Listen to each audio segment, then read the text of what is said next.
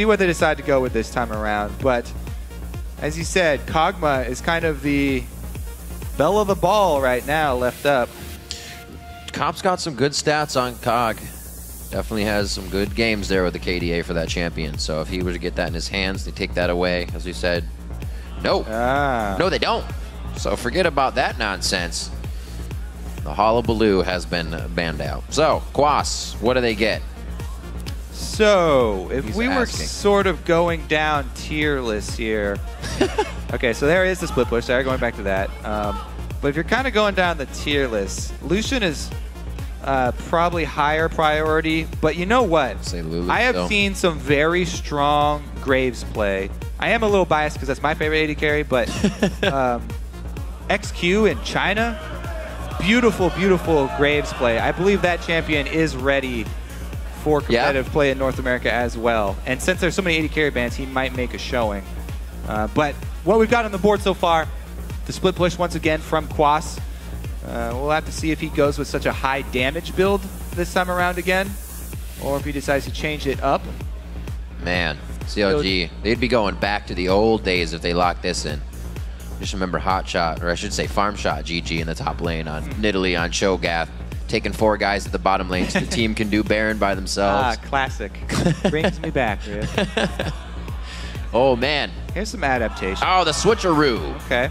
So they get the Zillion this time. They say that's a formidable thing to have. Interesting. So they take away the Zillion, and they do lock in that Lucian, one of the higher tier AD carries. Now, the interesting choice here for Curse is they could also go with some utility from their AD carry like Sivir. If you're going with a split push for Nidalee, then your 4-man squad having that speed boost ultimate is extremely useful. Always like to see when you know, one role gets focused this hard in pick bans, because we finally get to see differences. Everybody kind of falls into these patterns where Kog'Maw's picked all the time. It's not many times the AD carries are kind of pushed into an uncomfortable zone. I mean, they could still very well just go with that Jinx, you know, go with the resetting for team fights. Oh, wow. Plenty of tower damage. Locking in the blind pick Rise Yeah, absolutely. mid. That's what I was thinking. Very bold. Slowly ticks down. Okay, it doesn't lock it in, just a bait. Say Braum.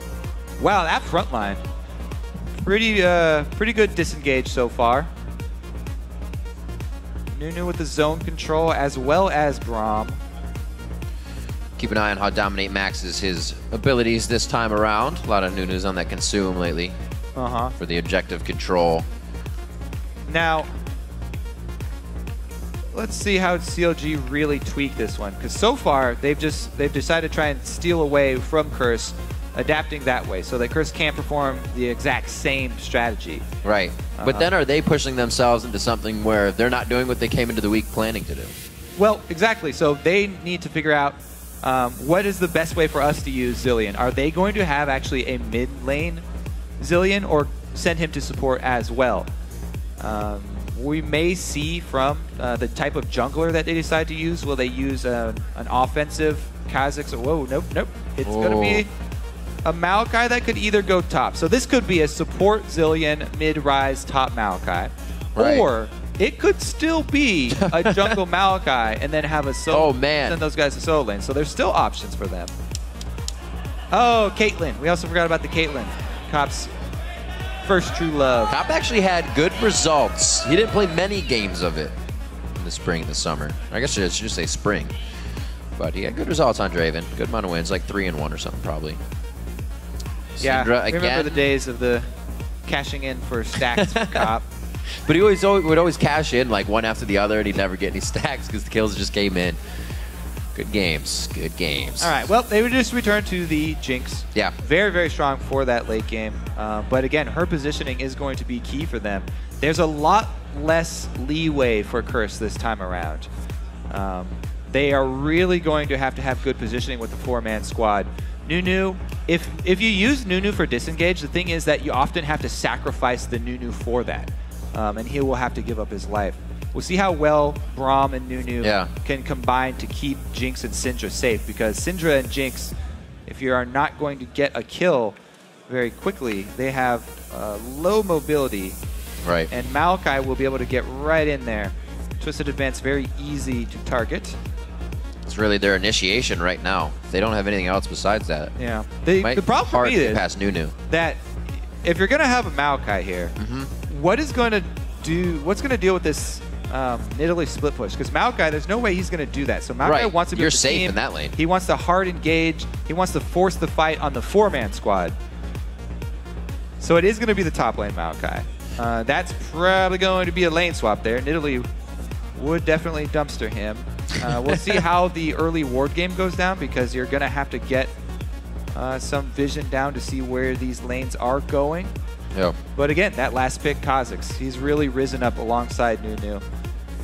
Dexter gets himself an aggressive jungler. The Zillion prioritized a bit here to keep Doublelift alive. He actually had a very good game on Twitch last time, which is now banned out. So very high priority still for Doublelift to come into these games and carry. We've heard Monte Cristo say before in interviews, if CLG has to go ahead and leave it up to Doublelift to kind of carry a game, we feel like that's okay. And then they orchestrate their strat in order to get Doublelift kills and snowball them along. We'll see if that's what they can do. The teams have locked in their champs and the game is taking shape. So head over to Twitter and let us know who you think is going to win.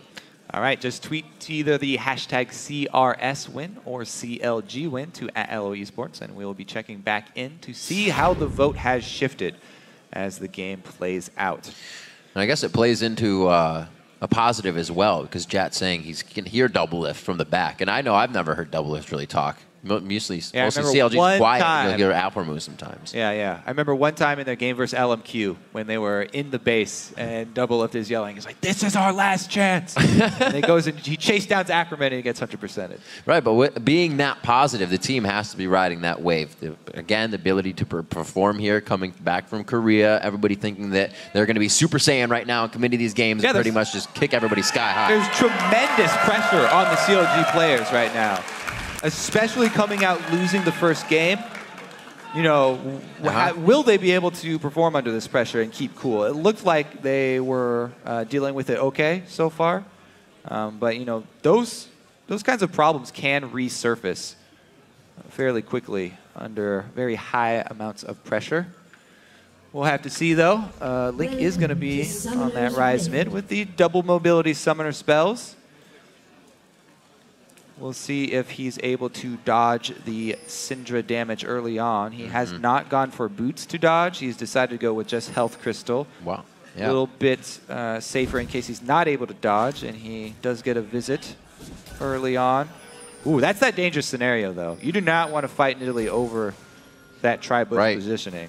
They did that last time. Seraph walked away with 3 of those javelins in his backside. All right, so this team fight from CLG is going to look like a Seraph locking down whoever he can get for Curse to, you know, force the team fight so they can force the issue, stop the split push, and Dexter jumping immediately in. I expect Dexter to go full assassin build here, all damage, just relying on Afromu to revive him when he jumps in. Yeah. And hopefully they're able to kill somebody. Even if they exchange it for Dexter, he'll get back up with a reset and be able to continue his leaping ways. But yeah, he's probably going to go for that full damage and just sort of tag team dive in with Seraph, relying on Afromu in the back line. And Doublelift will probably have to keep himself alive. Good thing they were able to get Lucian for him. Very high mobility. Wow, the delayed invade is seen here. Some extra intelligence for Curse to work with early on. 3-man squad, they decide to ignore it and just exchange. They were not seen going into this red buff steal. So the classic move from CLG is, you know, just go back over to our red side after we steal their blue. Should be there, right? Unless they are tipped off somehow by this invade from Curse. Well, they don't have the lane showing yet, so they know they're off somewhere being sneaky deaky. See how Nothing yet. It looks like he's far. hanging out to see if he can catch someone. Now they know. There. Yep, Dominate's got a red buff. What's he doing? He's walking away from our red side. Is this going to be a 3 buff here for Curse with CLG going for the... Looks like they're going to try for it. CLG, by the way, they walk through the lane, so it was a pretty safe route for them to try and do that. A little bit tricky, but Curse with the moves here. Dominate on Nunu. Takes advantage of the jungle early on. And he gets some deep warding done down in the jungle. See if he continues to punish all game long, because he's got a Syndra once again to work off in the mid lane. It's going to help his invade efforts substantially. Many of the games, as I rewatched these battles between Curse and CLG, involved, wow, 50, involved Curse invading the jungle every time in the beginning, trying to throw something off the mark to just a normal game. And it really, you know, plays 100% into their team this time around. The Ryze, we have seen Ryzes beat Syndra in the North American LCS, but that was Pobelter starting boots and then rushing into a Negatron cloak and being able to retain control and then come out ahead of the Syndra. This time around, though, we'll see if Link can pull it off. Voyboy has shown a very, very strong Syndra game last matchup here. People were critiquing him on the champions that were not, you know, Yasuo or... Well, how do you split that? Ooh. Let's say thumbs up just for making that happen. 4 minutes on the clock, and it looks like everybody's pretty much dead set. Actually, Dexter here wants to get something, but a good ward from Quas keeps himself safe. Definitely a lot more pressure to this guy in the top lane before he gets going, as opposed to killing him when his split push has already started. Yeah, so one of the things about blue side for top lane is that it's a bit more difficult just because there are those two avenues to come through. Wow, they are just going to two-man try and shove this in to stop the freeze. Ooh, scared off. But Nidalee, because she has so much mobility, she only has to spend one ward anyway, even though she is on blue side. So much easier for him. Link, very good dodges this far.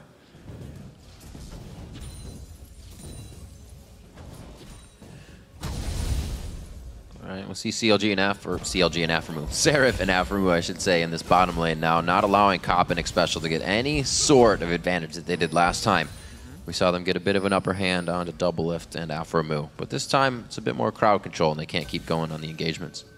Yep, Seraph and Aframu shoving in Cop and Xpecial. Yeah. Trying to make them CS under the turret, but strong use of the Targons execute there. Able to get everything, and they also position the wave very well for themselves. Close to their turret, but not being shot by the turret. Again, Quas up here has a problem. Lane is frozen very close to the turret by Doublelift. Dexter looks to take advantage.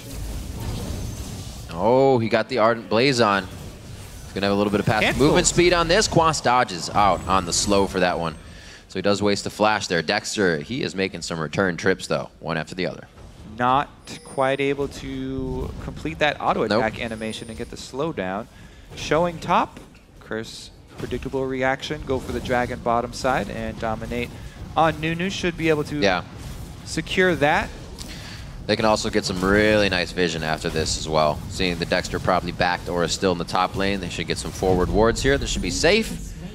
They go ahead and get themselves back into a position to continue winning. There's Dominate getting that ward in. And back to the duos. We talk about the things that Quas does that go unannounced. He just drew pressure up to the top lane. This dragon created by Quas because the jungler showed, and they're the ones with Nunu. Quas didn't even have to burn his teleport to get back to lane. I guess that's because it's frozen here, and he's having a hard time. Dexter, since they've already lost the dragon, they don't have to sacrifice any more to continue the camp. Oh, man. Keeping him down. Very close. Oh, he hesitated. There was a stutter step on that. I don't know if it would have mattered or not, but the Q comes up big from Dexter. They finalized the kill. And they needed that. Dexter's spending a lot of time camping this top lane. They do make it count, though. So at least they were able to pick up the kill. Quas is level 3. Yeah. They've been able to zone him out very, very effectively. And Doublelift has been able to keep this freeze going. Yeah, that was kind of surprising to see it coming. Very good job of Doublelift to just prune this wave rather than accidentally shoving it every time they go aggressive. Pruning very well. Got the green thumb. Looks like he'll keep that one steady. 59 to 56, even for the duo on the bottom. And Cop's not actually even 6 yet, so you can see how that solo lane affects Doublelift, getting him quite strong, quite fast, so they can use those power spikes. Tears charged up for CLG on their side. They're knowing they're going against a split push, so why not take the time to get strong as well towards that late game. Seraph's Embrace will be coming out for Link and Aframu. All right, let's see if Dominate decides to continue control of the jungle. They do not venture any deeper into CLG territory here, though. They only have the perimeter wards. Interesting move, because they already had the blue buff advantage on mid laners with Voyboy, but they decide not to go for it. So Dexter will be very happy about this, able to get his red buff this time around and get the all-important level 6 for Kha'Zix. Nope. One more camp, just kidding. But we'll keep track of what he evolves to. I'm a pretty big fan of evolving the jump still for the extra range and the reset potential. You don't have to wait long. Much better. But the Void Spikes are also a very good option. Do you think that hurts him? The wings. I have no idea what it's like to actually sprout I like wings. that. Thumbs up to production. They said change is good. But yeah, he does go for the longer jump. He's waiting for the cooldown right now, getting around the wards. He will have it back up for the gank. Here they go again, top, looking for the return kill. Oh no. That's over a trap.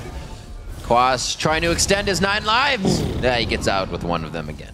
Very nicely done. His teleport and flash are down though, so he cannot do much to even rebuttal these ganks, but walk back to the base, and or teleport back and walk back to his turret rather.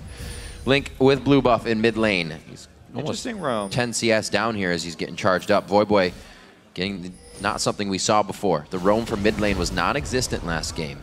It looks like they try actually to do a 3-man counter gank to shut down a little bit of what Doublelift's been getting here in the top.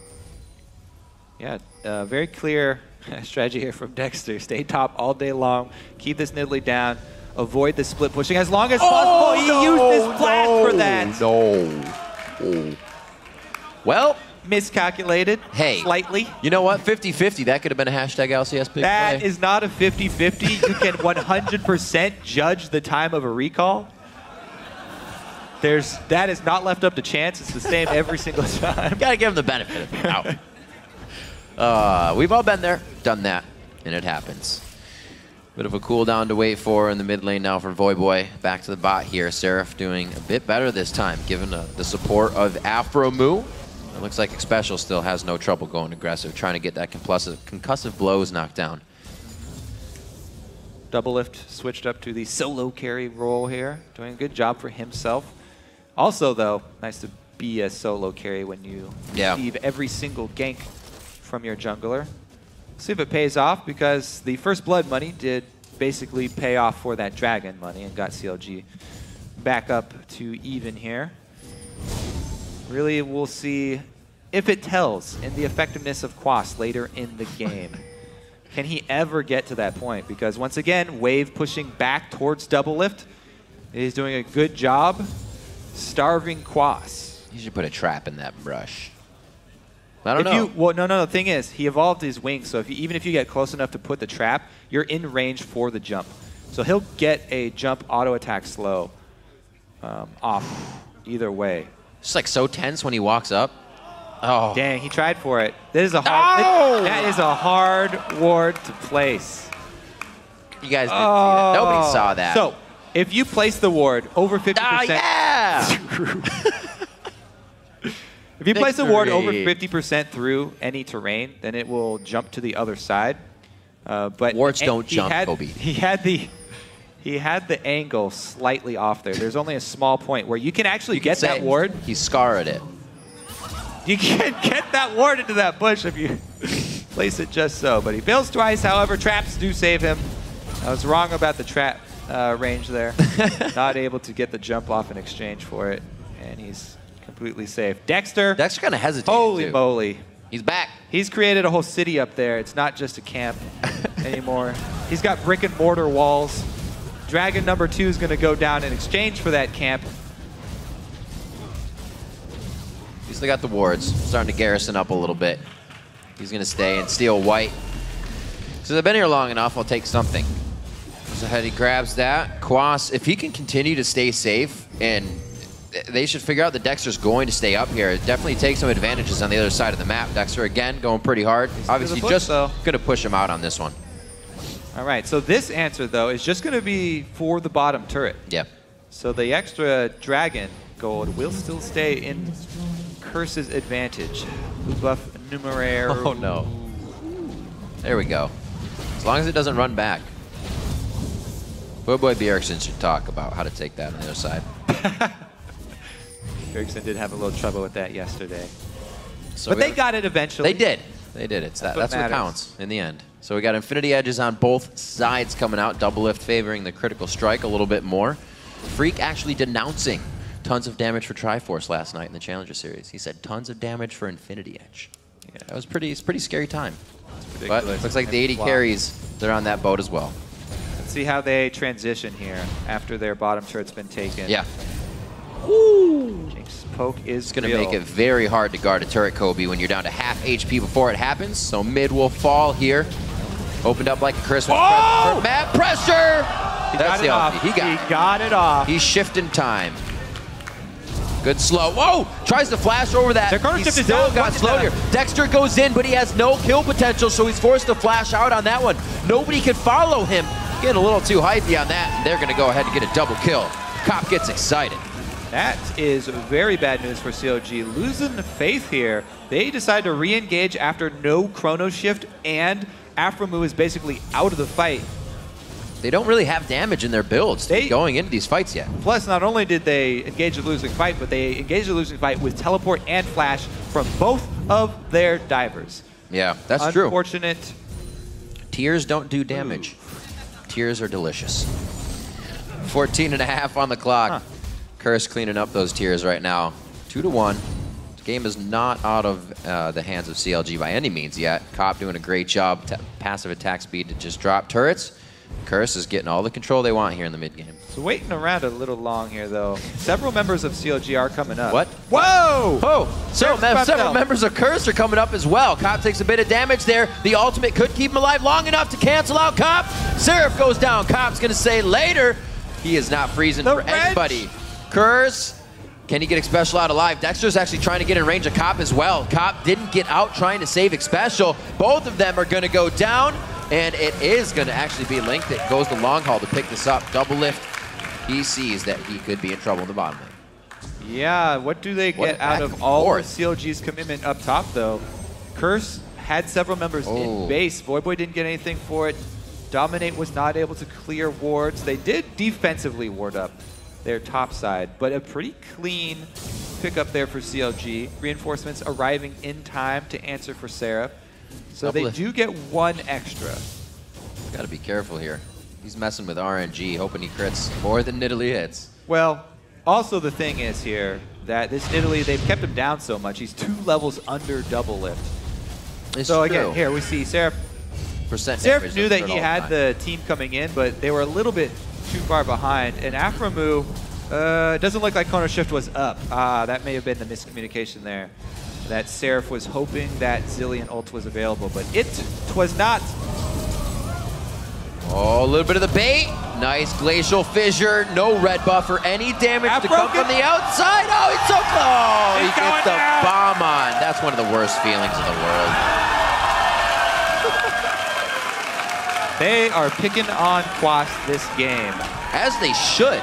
Why don't you pick on the guy that carried the entire last game through map control? So they attack the split push before the split push gets going at all. And another good roam from CLG. Yeah. This was the bright spot for CLG last game as well.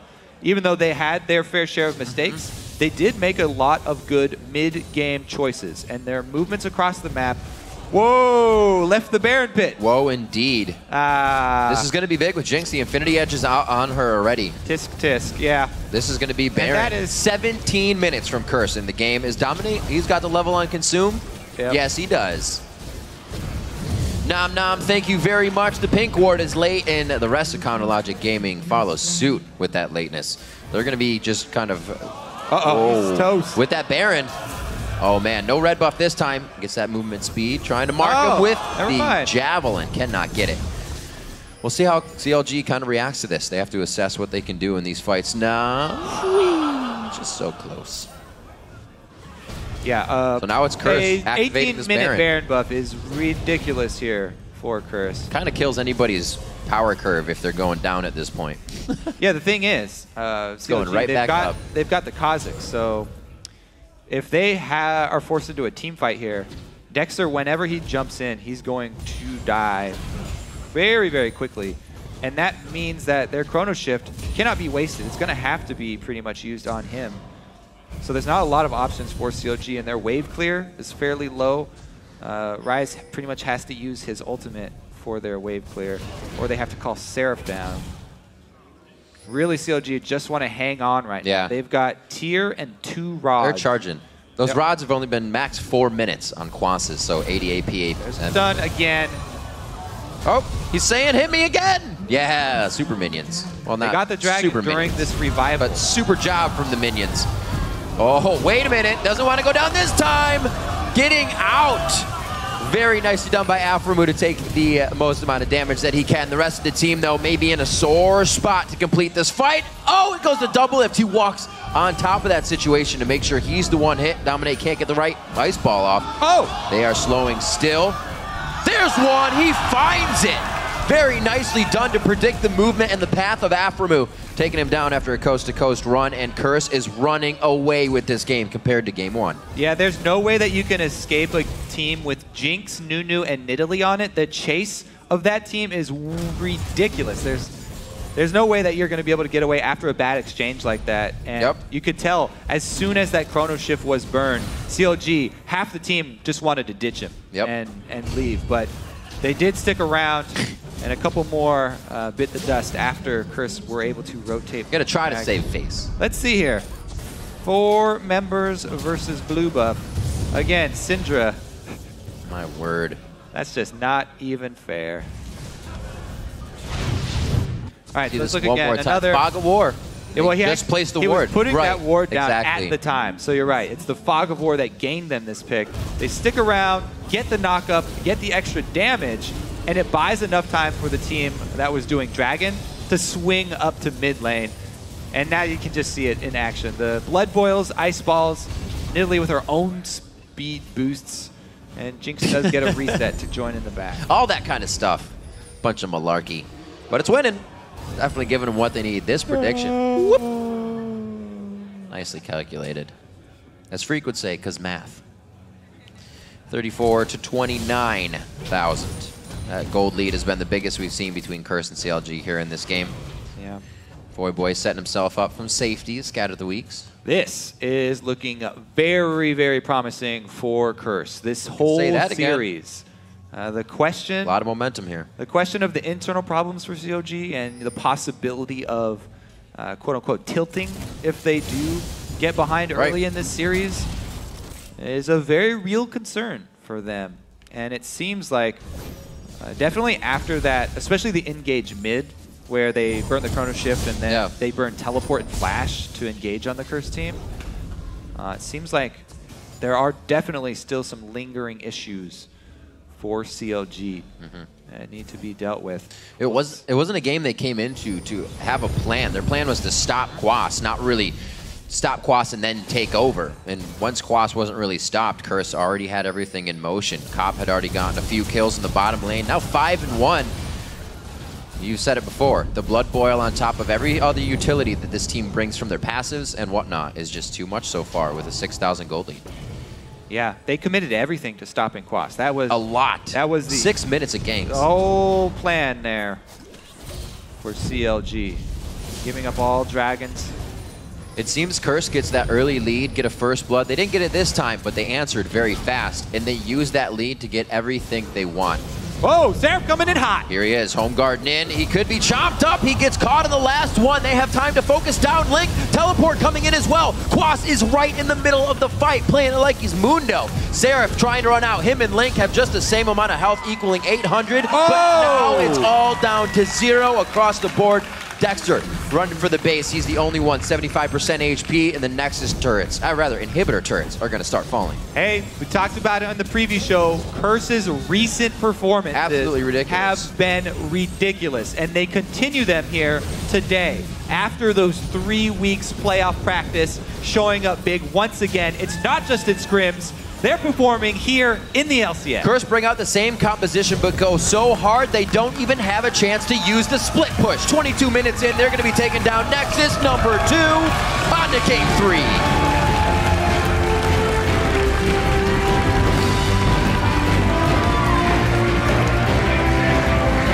17-minute Baron. Map control and all the lights for Curse coming into this one.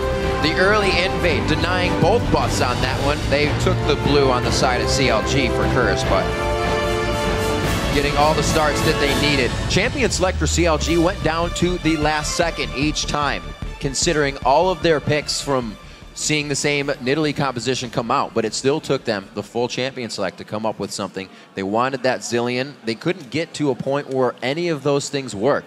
I feel that CLG needs something to win in the early game so their late game composition works, because once Curse gets a hold, that stranglehold just keeps going. Yeah.